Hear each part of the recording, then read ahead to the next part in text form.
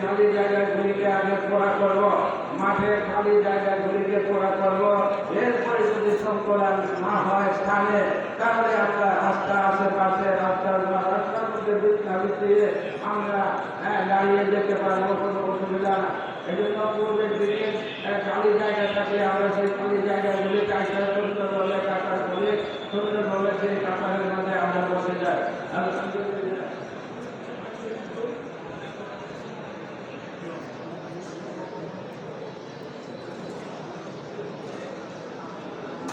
আলহামদুলিল্লাহ,